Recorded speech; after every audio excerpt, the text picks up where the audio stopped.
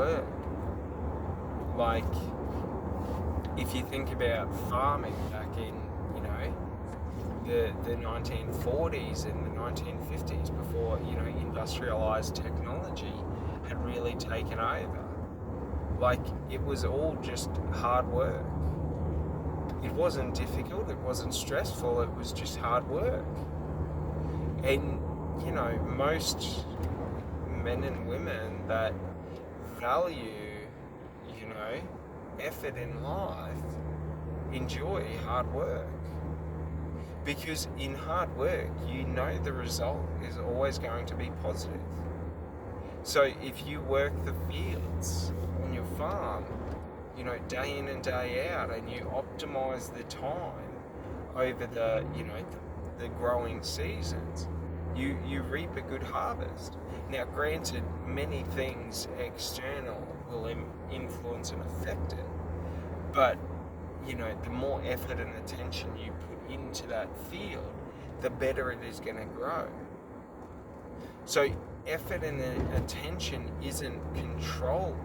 You're not seeking to control the field in terms of micromanage it, but you're giving attention, and where you see disease and things of that nature, you move in and deal with that and remedy the situation. So it's a different way, and if we understand this as this is the form of thinking that happens within our mind. These are the forms of thinking, okay, that are embedded in our society. One is that I give effort and attention and hard work, and I get what I want. The other is I need to control and micromanage every aspect of it so that I can control the outcome. This is how our governments and corporations have been acting the past, 30, 40 years, in the terms of they've been so hyper-focused on money as being the metric of growth and success that they don't see the destruction that they're doing in the communities through it. Now, granted, some governments and corporations do, and they are intentionally doing it. Those ones are the ones who will soon come to be out of power, because the realization that the power authority has in our life is the power we give it. So the thing is if people are sick of being lied to by politicians, we can come together, unite, and demand all of them ousted and new politicians to be elected from the pool of people that we choose in the format that we choose, not in an electoral race that has donkeys against donkeys. If the only choice in politicians is donkeys, of course we're going to get an ass. It's illogical to think of that. And politicians have been so hyper-focused on power and control and controlling it and legacy and all this bullshit. Like, they're career politicians. They're career servants who have never served. The only time they serve is on an election year when they're rallying. And they barely even serve. Understand this.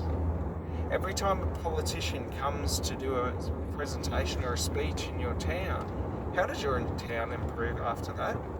Does it positively improve and there's, investment flow into that town, or does nothing sort of change and sort of they were just falsely buying your allegiance through manipulation and control? If I give you money, I am manipulating you to feel like you owe me things. But the funny thing is in today's society with our politicians, they're not even hiding it anymore. They make a promise in an election year and then they go back on it and it's accepted. Which Imagine this. You hire someone to be the CEO of your company and you make a game plan with them of what's important over the next 5 years. And, you sort of say, look, this is the direction the company's going. This is what we want to achieve. And they go, yeah. And basically 6 months into the job, you find out that they've been lining their own pockets and they're actually working for your competitor, destroying your company. That's our politicians. They're meant to serve and work for the people, but they're lining their pockets through certain people and then just going against their promises to the people. So we got to understand that the easiest way to observe this is through their language. Understand, you can hear the difference in the tones when they're trying to manipulate you. When people are trying to use, because language is so powerful, like it can influence us through either inspiration or fear. I can give you stuff and inspire you to think that life is going to be better and that everything's going to be great and that I care about you over a short duration, and then act completely against you. Like, the thing is language is always been the way that we have been controlled. And in the 1960s to the 1990s, a lot of investment was made in psychology. Like, in understanding, and the easiest way to understand this is the largest and pretty much always been, but basically I think in the 1990s is when McDonald's went heavy into investing into psychological studies and data on their consumers and the buying habits and the spending habits. Because the thing is even if you get a shit meal at McDonald's, right, the likelihood you go back there is very high.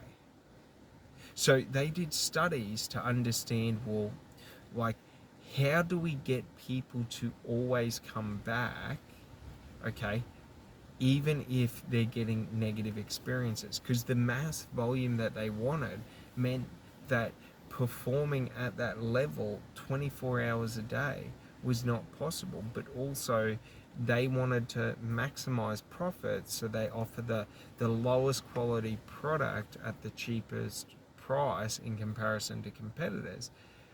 And they have this large margin because they have scale, like such large scale. So you got to understand that, like, the investment into understanding the human mind and language by the wrong kind of people has been made. And we can see this in advertisement, and we will see this in AI. When AI is able to, in nanoseconds, so before you even consciously aware, a shift or a change has happened, can change. So, like, for example, we see this in really good negotiators and salespeople and communicators. People who can communicate at a very, very high language or a high level in language and in, behavioral communication, body language, tonality, things like this, are able to mold and shift themselves to any environment and any shifting event in the environment. So if you come in aggressively, they know how to respond to it, to where your aggression dilutes and sort of diffuses over seconds. And the way that they're doing this is by your responses and by the tonalities that you're using, okay? What they're doing is they're matching and then stepping down. So it's this constant of meeting where you're at and then pulling back and then letting you come forward, then meeting you and then coming back. And sort of, because no battle is happening, so think of it as like in a military, if they were tactically retreating, to where combat never happened. So one force is moving, and let's say it's through a forest, a massive like wilderness. Okay, one force is moving and one force is staying just at arm's length away. And then as the force moves up, they fire a volley of shots and then strategically move back or tactically move back to the next position, okay, with high speed but low sound, so that you're constantly chasing this elusive ghost to the point where confusion happens. So if you're aggressive and angry at me, if I meet you there, in terms of, I don't run from the situation completely, but I meet you and I withdraw and I don't fully engage you in aggression. Okay, so the easiest way to understand this is if you're coming to me with aggression and you're trying to meet me with aggression and I meet you with, say, acceptance, so I understand you're angry, and then I move back a bit and I lower it down a bit, and then you come back even angrier, and then I meet you and then I lower it down again. As we play this dance, each time it's going to become more and more confusing to you why you need to be aggressive. Do you understand? This is the power of communication, is understanding the dance of communication. Okay? So understanding that, like, think about it like this. There's an invisible screen in front of you, okay? And you're projecting an image in nanoseconds.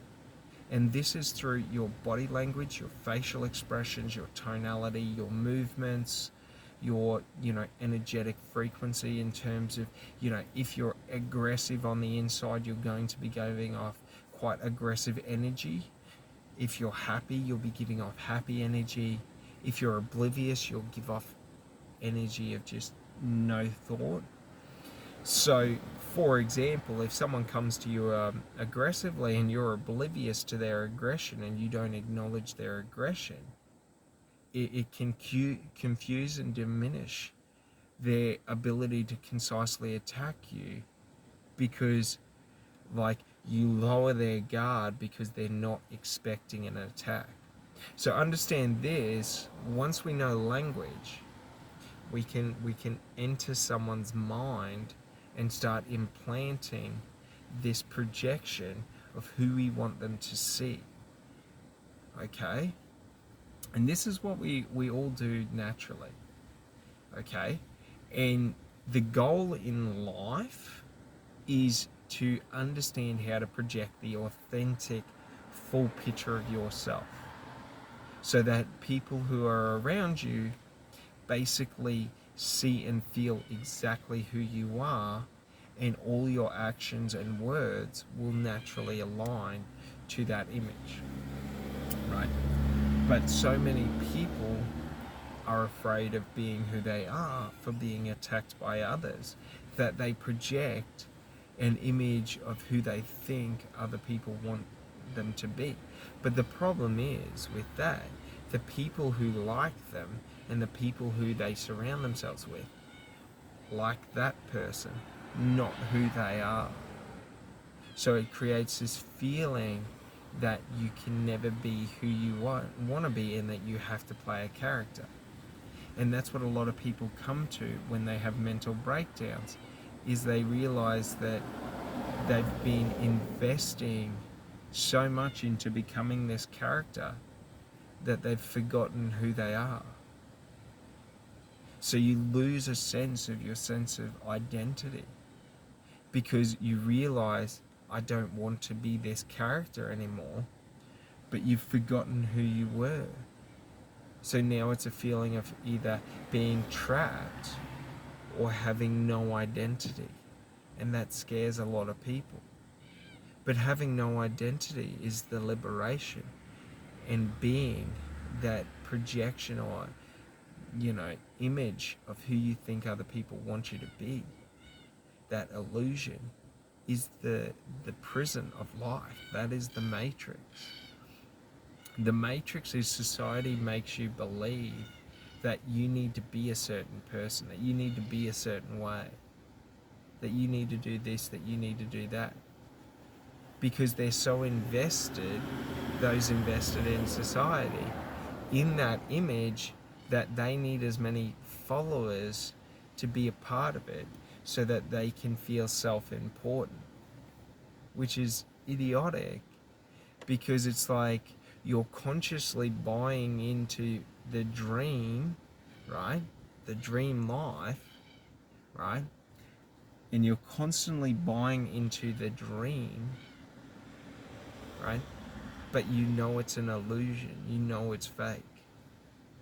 So, for example, those that say, money can't buy happiness, like, money can buy happiness. If happiness in material things is what you want, if you want a happiness and experience outside of material, you cannot use money. Money holds no value. So, like, an important thing to understand is that, like, money is just a resource like food or water.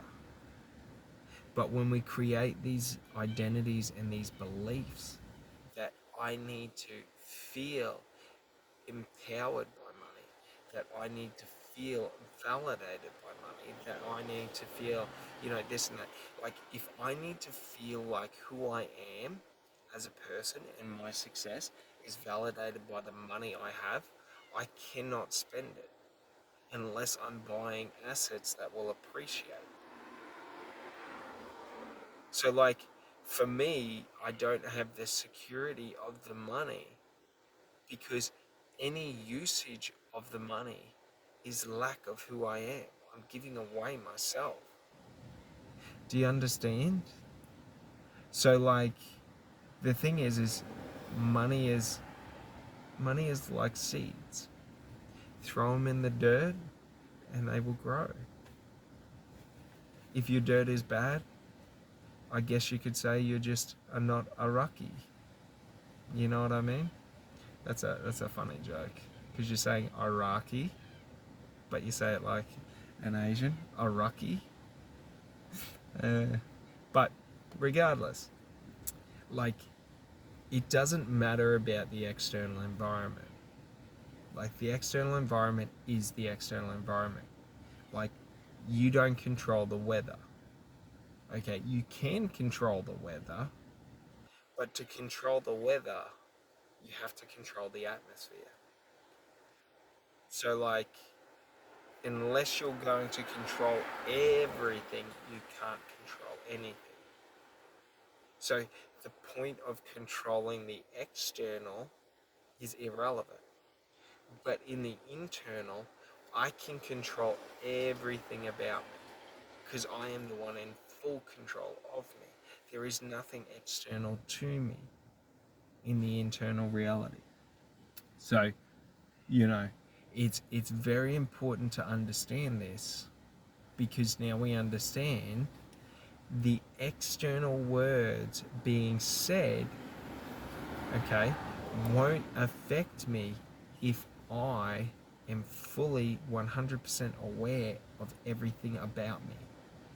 So if I explore my mind, if I explore my thoughts, if I'm conscious of my actions, if I'm aware of it, if I accept that the magnifying glass of me is on me and not on others, then I am in full control should others put hate on me, because I can see immediately it is not me.